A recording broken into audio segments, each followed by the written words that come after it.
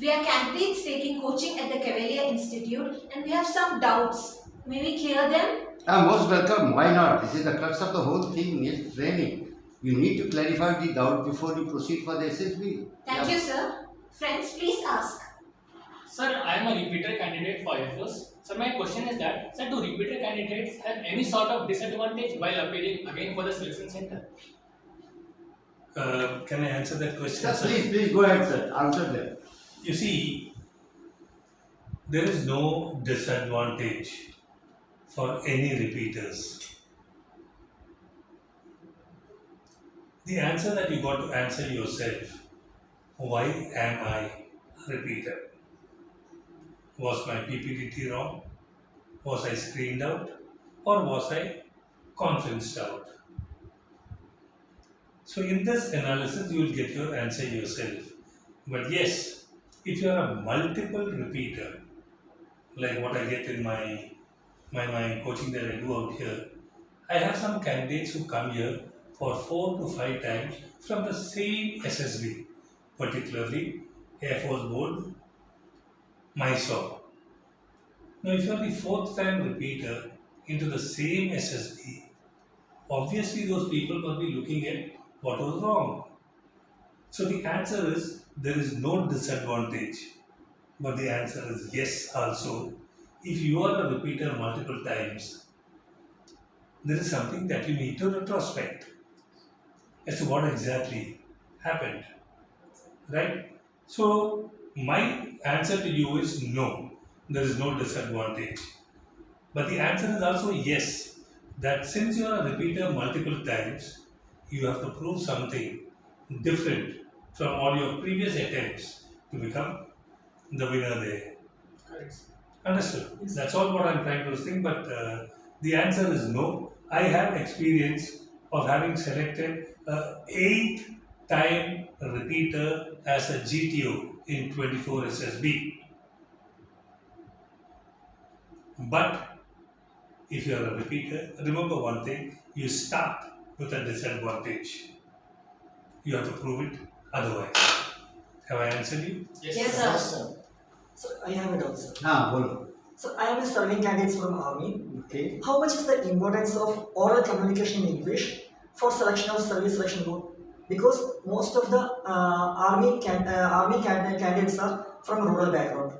I do understand that most of you come from the rural background, Yes, sir. and communication skill, especially in English, is not that adequate. Yes, sir. But if you have already planned to get commissioned in the armed forces, you have to improve your communication skill in English, there is no doubt. So otherwise you will be misfit when you become an officer. So considering that, communication skill oral is quite important. However, if your other factors are very high and only communication skill is slightly low, well, consideration will be given by the assessor to consider you for selection. Sir, I am 10+2 technical candidate plus NDA candidate for SSB. Should we reveal at SSB before going to SSB that we had taken any under coaching or training? Any under coaching or training? May I know your view, sir? Brilliant question. Tell me, which entry in your country or this world does not have a pre-coaching before you enter that specific institution? Be it IAS, a lot of coaching going on. You'll be surprised. My kids studied in a school called Lawrence School, Lovedale in Ooty. There's a preschool for entry into that school for the kids as well. So there's nothing wrong. Nothing wrong, and you should say yes. Yes, I went for a coaching to whichever institution. But the only difference that you need to understand is, for Christ's sake, don't ever say that I entered the coaching institution as a buffoon and I exited the coaching institution after 2 weeks as Prince of Wales. So don't give everything to the coaching institution in 2 weeks, which means you're a coached candidate in 2 weeks. Right? There's nothing wrong in coaching and going to the institution, everybody does it. But remember one thing, whenever you go there, Don't say that or don't behave like Commander Prakash or Colonel Muralidharan, that you learn some methods of speaking out there. Be yourself. Coaching is good. Be yourself and thereafter demonstrate. Don't become an artificial candidate in the coaching. So don't give coached response. Education and coaching is good, but don't give coached response. Have you understood the meaning of this word? Yes, sir. It's nice. Yeah.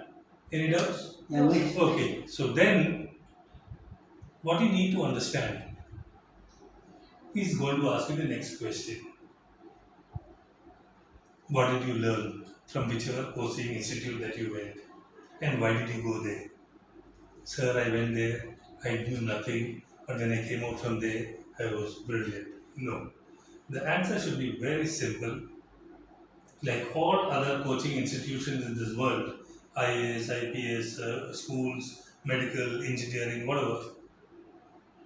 Say that, sir, I got through the social media, I got a general idea of what SSB is all about.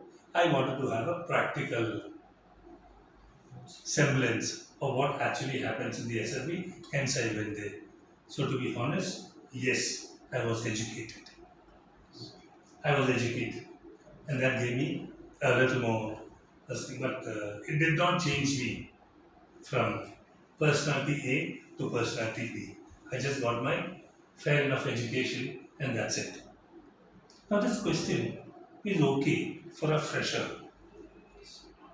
But somebody asked me that I am a repeater, you have gone 5 times to the SSB, and you don't require coaching, you have only seen SSB 5 times. So then you got to be a little intelligent to answer that question. So all my 5 times, I was assured, or to my confidence, I thought I will be selected. But despite that, I was not selected. So I just wanted to know what exactly. So I went to a faculty where I could identify what this and that side. That's the difference. So a fresher's answer to this question and a repeater's answer to the same question should be intelligently addressed. Yes, understood? Yes, Yes, yes, sir. sir. Thank you. Sir, I have another question. So I am applying for SSC Technical Army. So I wanted to know, coming from defense background, is there any special weightage or influence, something like that given, if I'm coming from defense background to clear my SSB interviews? Good question you have asked. People generally in the civil world think that if you are from a defense background, perhaps you will get some weightage. But this is not true. Why? Because standard of selection for everybody is the same. Only little level varies. For NDA it is 1 level, for graduating it is 2nd level, and for the working candidate it is a different level. So far the service personal boards are concerned, no special weightage or any scope is there for the recommending the candidate unless he meets the standard operating procedures drilled correctly. That is what is important. Like you have to have a certain standard. Standard of testing is same for IO, for the GTO and the 5 cyclists. So there is no weightage additional given. People should not go with that wrong idea. Sir, I have one more question. That is there any way in which we can influence the SSRs and the SSB board? Because it generally happens in the civil world. I do take your point that whether the influence is there or no, it is very difficult. The system is so well designed, so well oiled that it is not possible to influence any members who are involved in SSB. Either there are 3 assessors or the commandant or the gatekeeper or the panwala outside. There is no scope at all. And even if you know or influence one assessor, how are you going to influence the other 2? Because the system is so designed that if one assessor feels that this candidate does not make and he is not there, he can exercise his veto power, which is there in the selection technique. If the candidate, even if he is cleared by 2 and exercised by veto power by one of the assessors, he does not make it because he has got a strong reason for it. He got strong reason. So generally, the influence is not taking place. Moreover, in the selection system, the assessors are of the 3 levels. Top level management, which is a brigadier or a major general. Then middle level, the psychologists, civilians who are there. And also at the middle level are the GTOs. So system is well designed to take care of any such influence. and this is further nullified when we meet at the conference and take a decision on the candidate. That's all. Thank you, So, sir. Thank you, sir. in fact, it is nice meeting, and sir, you have in a greater detail explained to them that there is no doubt for repeaters. Repeaters can also pass, as you said rightly, in 8th and 13th chance people have passed. But then there is a point, why he has not made it in so many attempts? Yeah, why not? You ask this question yourself. You have written XYZ prelims of IAS 4 times. You did not qualify. The 5th time you again write. You again not qualified. So, got a point. Okay, so nice talking to you. Thank you very much. I hope other doubts will be cleared in the class when he is taking the class, or when the IO is taking the class, or the psychologist is taking class. Thank you very much, and we really liked your questions. They were very worth asking, and see that you succeed with no myth in your mind, with no wrong perception in your mind.